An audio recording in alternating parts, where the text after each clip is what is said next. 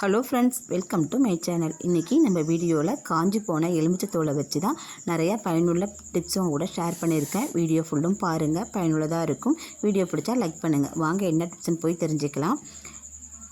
First tip என்னென்னு பார்த்தீங்கன்னா, எலுமிச்சை பழம் புழிஞ்சிட்டு தோலை நான் எடுத்துருக்கேன். அதில் ஒரு 4-5 கிராம்பு எடுத்திருக்கேன். அதை ஒன்று ஒன்று அதில் குத்தி வச்சுக்குங்க. எலுமிச்சைப்பழ தோலில் இல்லை பழத்தில் பாதியில் நம்ம எடுத்து இந்த மாதிரி குத்தி வைக்கும்போது சிங்குக்கு பக்கத்தில் வச்சிங்கன்னா குட்டி குட்டி பூச்சி தொல்லை இருக்காது, பேட் ஸ்மெல் வராது, கரப்பாம்பூச்சியும் இந்த பக்கம் எட்டி பார்க்காது. சிங்குக்கு பக்கத்தில் இதை வச்சு பாருங்கள், கண்டிப்பாக உங்களுக்கு யூஸ்ஃபுல்லாக இருக்கும். ட்ரை பண்ணி பாருங்கள். இப்போ வாங்க செகண்ட் டிப் என்னென்னு பார்க்கலாம். எலுமிச்சைப்பழ சாறில் இருக்கிற நன்மையை விட தோலில் தாங்க நிறைய நன்மைகள் இருக்குது. இந்த தோலை எடுத்து இதில் கொஞ்சம் போல் கல்லுப்பை வச்சு நம்ம வாயில் வச்சு மெதுவாக மென்று சாப்பிட்ணுங்க. இந்த மாதிரி சாப்பிடும்போது இதில் நிறைய பலன் இருக்குது. பொதுவாக நம்மளுடைய கல்லீரலை சுத்தப்படுத்துது, இரத்த நுண்குழாய்களை பலப்படுத்துதுங்க, காது நோய் தொற்றிலிருந்து சிகிச்சை அளிக்கிறது, இரத்த ஓட்டத்தை மேம்படுத்தி கொடுக்குது, நமக்கு தசை சுருக்கங்களை குறைக்குதுங்க. இது மட்டும் இல்லை, பக்கவாதத்தை தடுக்குது. தோலோடு உப்பு சேர்த்து சாப்பிடும்போது ஒன்றும் செய்யாது, கொஞ்சம் போல் கசப்பு தன்மை மட்டும்தாங்க இருக்கும். அப்படி சாப்பிட முடியலன்னா 1 டம்ளர் தண்ணியை பாத்திரத்தில் சேர்த்துட்டு நமக்கு தேவையான தோலை அதில் சேர்த்து கொஞ்சம் போல் கல்லுப்பும் சேர்த்து 1/2 டம்ளர் அளவுக்கு சுண்டுற வரைக்கும் நல்லா காய்ச்சி எடுத்துக்குங்க. காய்ச்சின தண்ணியை வடிகட்டி மிதமான சூட்டில் குடிங்கங்க, நமக்கு நல்ல பலன் கொடுக்கும்.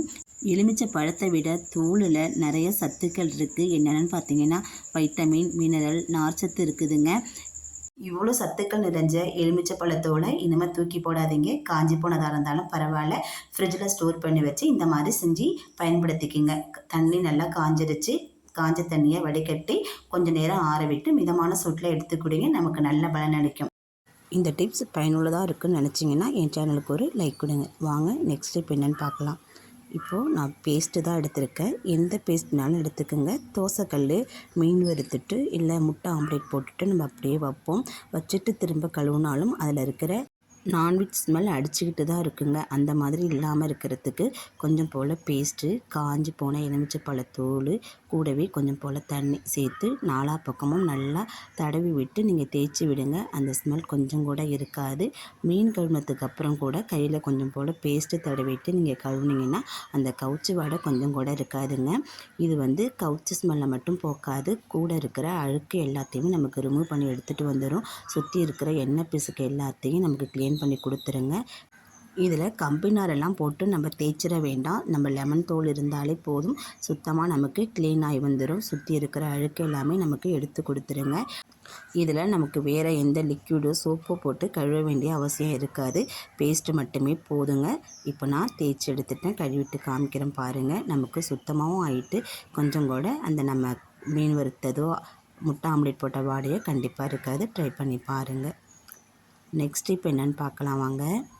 இது போல் காஞ்ச ஒரு எலுமிச்சை பழத்தோலை தான் எடுத்திருக்கேன். அதாவது எலுமிச்சை பழ சாறு எல்லாத்தையும் புழிஞ்சிட்டு அந்த தோலை மட்டும் எடுத்திருக்கேன். இது கூட 1 ஸ்பூன் அளவுக்கு பேக்கிங் சோடா எடுத்திருக்கேன். சமையலுக்கு பயன்படுத்தும் இல்லையா, ஆப்ப சோடா, அதை தான் எடுத்திருக்கேன். இதை இந்த தோலில் சேர்த்துட்டு நான் என்ன பண்ண போகிறேன்னா ஃப்ரிட்ஜில் வைக்க போகிறோம். ஃப்ரிட்ஜில் ஒரு பக்கமாக நீங்கள் வச்சுட்டிங்கன்னா ஃப்ரிட்ஜிலேருந்து இருக்கிற பேட் ஸ்மெல் நமக்கு கொஞ்சம் கூட இருக்கவே இருக்காது. எப்போ திறந்தாலும் நல்ல ஒரு நறுமணம் இருக்கும். அது மட்டும் இல்லாமல் அதில் இருக்கிற வாடை எல்லாத்தையும் இந்த பேக்கிங் சோடாவும் லெமனும் இழுத்து வச்சுக்கும். ட்ரை பண்ணி பாருங்கள். முக்கியமான டிப் என்னென்னு பார்த்தீங்கன்னா, காஞ்சி போன எலுமிச்சை தோலை தாங்க எடுத்திருக்கேன். நம்ம பயன்படுத்திட்டு வேண்டான்னு தூக்கி போடுற தோலை தூக்கி இன்னும் போடாமல் ஃப்ரிட்ஜில் ஸ்டோர் பண்ணி வச்சுக்கோங்க. இது எதுக்கு பயன்படுது அப்படிங்கிறத நான் உங்களுக்கு சொல்கிறேன். அடுப்பில் கொஞ்சம் போல் தண்ணி ஊற்றிட்டு நமக்கு தேவையான அளவுக்கு தண்ணி ஊற்றிக்குங்க. ஊற்றிட்டு இந்த காஞ்சி போன தோல் எல்லாத்தையுமே அது கூட சேர்த்துக்குங்க. இது ஒரு 5 நிமிஷம் நல்லா கொதித்து வரட்டும். இதில் உள்ள சாறு எல்லாமே அந்த தண்ணியில் இறங்கிடுங்க. கரண்டியை வச்சு இந்த மாதிரி அமுக்கி கொடுங்க. அதில் உள்ள சாறு எல்லாமே நமக்கு சுத்தமாக புழிஞ்சு வந்துடும். இல்லைனா நீங்கள் மிக்சியில் கூட கொடுத்து ஆற விட்டு அடித்து எடுத்துக்குங்க. அடித்து எடுத்துகிட்டு கூட நம்ம ஃபில்டர் பண்ணி எடுத்துக்கலாம். இப்போது இதை ஆற விட்டுருவோம். ஆற விட்டுட்டு நம்ம வடிகட்டி எடுக்கலாங்க. இதை ஆறிடுச்சு. அந்த சாறு எல்லாத்தையும் இன்னொரு டைம் நம்ம கரண்டியால் அமுக்கி கொடுத்தோம்னா சாறு சுத்தமாக புழிஞ்சு வந்துடும். இதை இப்போ நம்ம ஒரு வடிகட்டி வச்சு வடிகட்டி எடுத்துக்கலாம்.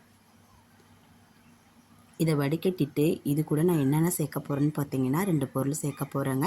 என்ன பொருள்னு பார்த்தீங்கன்னா, உப்பு, அது கூடவே கொஞ்சம் போல் பேக்கிங் சோடா, இது 2 தான் சேர்க்க போகிறேன். உங்கள்கிட்ட வினிகர் இருந்தால் அதை கூட நீங்கள் சேர்த்துக்கலாம்.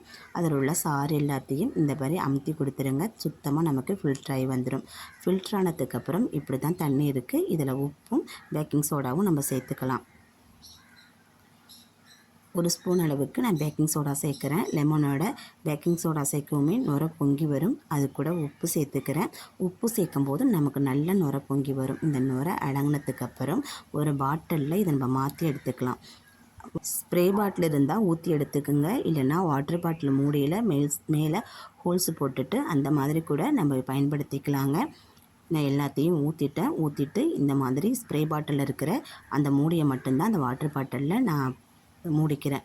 மூடிட்டு இது எதுக்கு பயன்படுத்துகிறோன்னு பார்த்தீங்கன்னாக்கா, நம்ம நான்வெஜ்ஜு சமைச்சிட்டு அடுப்பு ஓரங்கள்லாம் எண்ணெய் பிசுக்குன்னு இருக்கும். அந்த நான்வெஜ் ஸ்மெல் இருந்துக்கிட்டே இருக்கும். அந்த மாதிரி சமயத்தில் இந்த மாதிரி ஸ்ப்ரே பண்ணிவிட்டு நம்ம தொடச்சி விட்டுட்டோம்னா அந்த இடமும் க்ளீன் ஆகிடும். நான்வெஜ் ஸ்மெல் கொஞ்சம் கூட இருக்காதுங்க.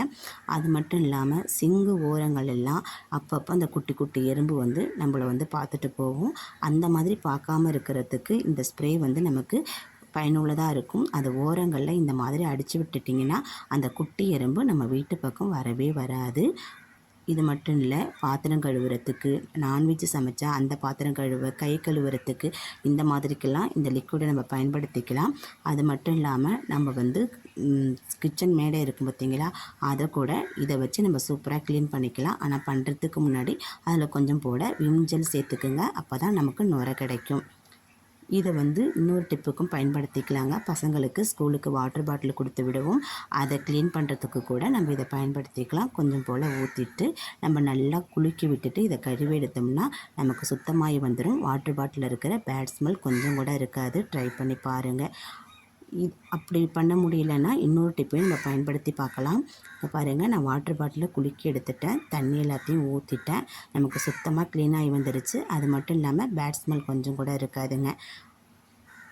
நம்ம குழந்தைங்கள ஸ்கூலுக்கு கிளப்பும் போது ஒரு சில சமயம் வாட்டர் பாட்டிலை கழுவ மறந்துடுவோம். அவசரமாக பெருசாக தண்ணி ஊற்றி மட்டும் கழுவுவோம். அந்த மாதிரி இல்லாமல் காஞ்சி போன எலுமிச்சை பழத்தோலை அதில் போட்டுட்டு கொஞ்சம் போல் உப்பையும் சேர்த்து நம்ம நல்லா குலுக்கி விட்டுட்டு நம்ம கழுவி கொடுத்து அனுப்பினோம்னா க்ளீனும் ஆகிடும். பசங்களுக்கு சுத்தமாகவும் இருக்கும். அந்த வாடை கொஞ்சம் கூட இருக்காது.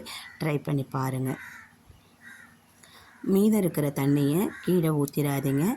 பாத்திரம் கழுவிட்டு சிங்கில் ஊற்றி விடுங்க. கொஞ்சம் வெதுப்பாக ஊற்றி விட்டிங்கன்னா சிங்கில் இருக்கிற அடப்பும் கூட கொஞ்சம் கூட இருக்காது. நமக்கு ரிமூவ் ஆகி வந்துடும்.